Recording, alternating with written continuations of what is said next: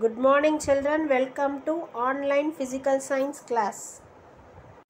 Today we will be continuing our 5th unit in chemistry, that is water lesson.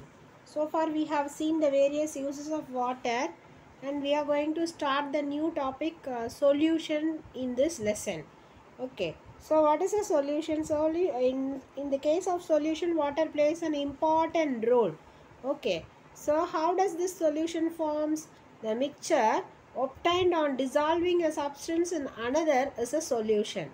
Okay, it is actually solution is actually a mixture which is obtained. How this solution is obtained? By dissolving a substance, in another. Okay, that is how the solution forms.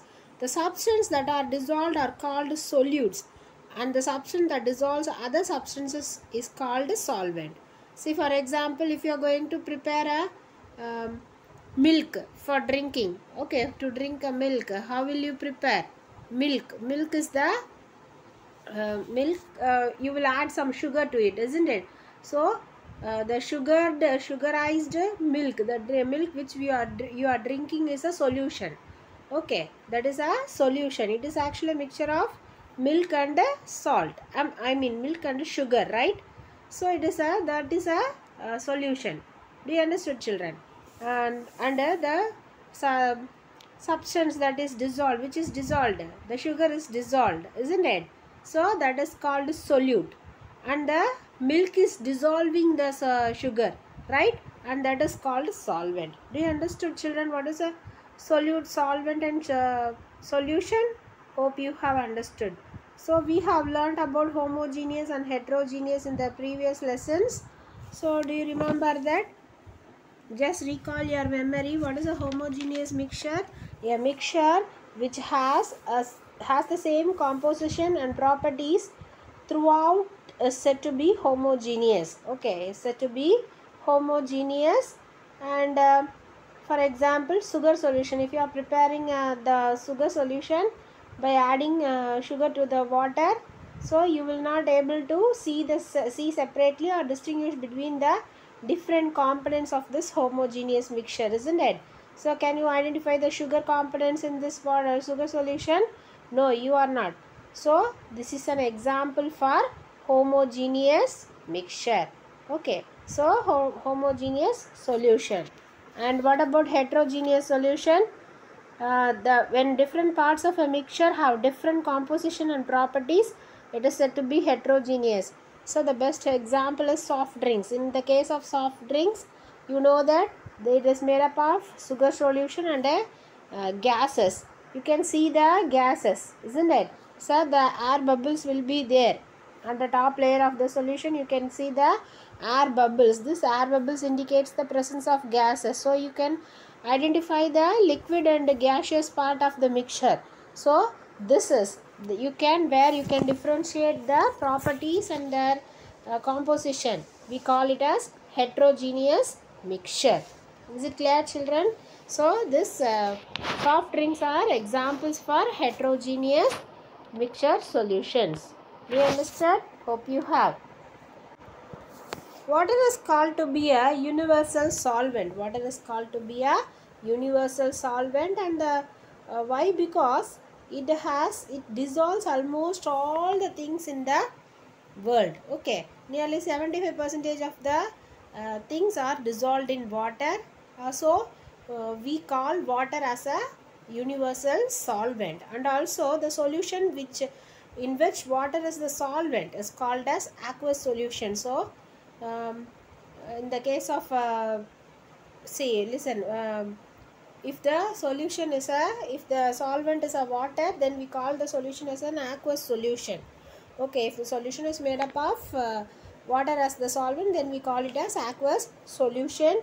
And this water is called universal solvent because it dissolves almost all the substances which is available in the earth.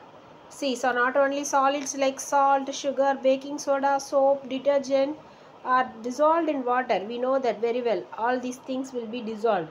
Similarly, liquids like alcohol, glycerin, vinegar, fruit juices, bathroom acids, everything will be dissolved in water.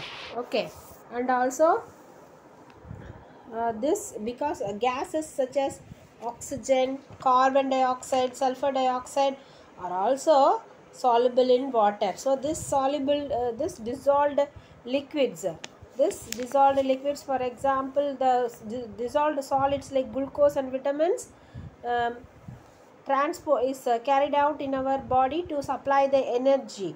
And also liquids, the liquids will be useful in other ways, and gases like carbon dioxide and oxygen are dissolved so that aquatic organisms or plants or animals living in water bodies will use those dissolved oxygen and carbon dioxide for their survival. Is it clear? Yes. So what favors the formation of solution? What favors the formation of solution? See, generally a solute goes into solution more easily if the mixture of the solute and the solvent is stirred and heated. Okay, normally you do this at your home. You add a tablespoon of sugar to a glass of cold water, stir it. After some time only it will get dissolved. But rather you take some warm water, lukewarm water, add the salt to all the same amount of sugar to it. The same amount of water and the same amount of sugar should be maintained. This time, the second case, you can dissolve the sugar very easily. This is because the temperature plays the vital role. So when you add the sugar in a lukewarm water, it will dissolve easily. That is, when you heat it, heat this water, it dissolves the substances very easily. And also stirring, instead of adding and keep it aside without disturbing, if you stir it, you can easily dissolve the substances. In general, the formation of solution is favored by stirring and heating. So there is a type of solution which is called to be saturated solution. What is a saturated solution? A solution that is not capable of dissolving any more solute at a given temperature is called saturated solution. See, if you are preparing a sugar solution, add some sugar to the water, stir it or heat it, it will dissolve. Then add another amount of sugar, another tablespoon of sugar, it will also dissolve. Like that, if you are continuously adding and adding and adding, at a point you can't dissolve the sugar. By keep on stirring it, you should not heat it. You cannot without heating, you have to dissolve the sugar. At one stage you can't dissolve the sugar because the excess amount of sugar is present in the solution already. Such solution is called to be saturated solution. So such solution is called to be saturated solution, and this saturated solution is the one which you cannot add any more solute. Hope you have understood today's class, children. So do your assignment and report in the group without fail, children.